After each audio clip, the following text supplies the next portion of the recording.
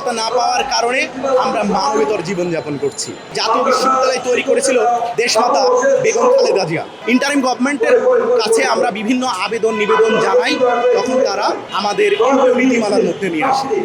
আমরা এখানে যারা উপস্থিত হয়েছি বাংলাদেশের 64 জেলা থেকে আগত নিম্ন মাধ্যমিক, মাধ্যমিক, উচ্চ মাধ্যমিক, ডিগ্রি, অনার্স, মাস্টার্স বেসরকারি কলেজ বা স্কুলগুলোতে আমরা শিক্ষকতা করে আসছি, কিন্তু দীর্ঘ 33 বছর এই শিক্ষকগুলো নন এমপিও রয়েছে।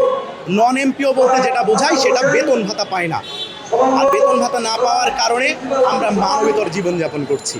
1992 সালে জাতীয় বিশ্ববিদ্যালয় তৈরি হয়েছিল, আর এই জাতীয় বিশ্ববিদ্যালয় তৈরি করেছিল দেশমাতা বেগম খালেদা জিয়া। কেন তৈরি করেছিল?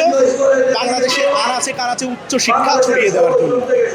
আর তারই ধারাবাহিকতায় বাংলাদেশ বেসরকারি কলেজগুলোতে অনার্স মাস্টার্স কোর্স চালু করা হয়, আর সেই অনার্স মাস্টার্স কোর্সের শিক্ষক আমরা এতদিন এমপিও নীতিমালা বা জনবল কাঠামোর মধ্যেই ছিলাম।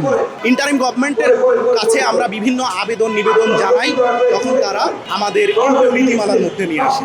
এমপিও নীতিমালার মধ্যে নিয়ে আসার পরে 2026 সালের জানুয়ারি মাসে 14 তারিখ থেকে 25 তারিখ পর্যন্ত সফটওয়্যারের মাধ্যমে শিক্ষা মন্ত্রণালয় কর্তৃক আমাদের আবেদন নেওয়া হয় আমাদের প্রতিষ্ঠান স্তর এমপিও করার জন্য। কিন্তু বর্তমান সরকারের শিক্ষামন্ত্রীর কাছে আমরা বারবার গেছি যে আমাদের রেজাল্টটা পাবলিশ করুন এবং আমাদের প্রতিষ্ঠানগুলোকে এমপিও করুন, কিন্তু তিনি আমাদের কথা কর্ণপাত করলেন না।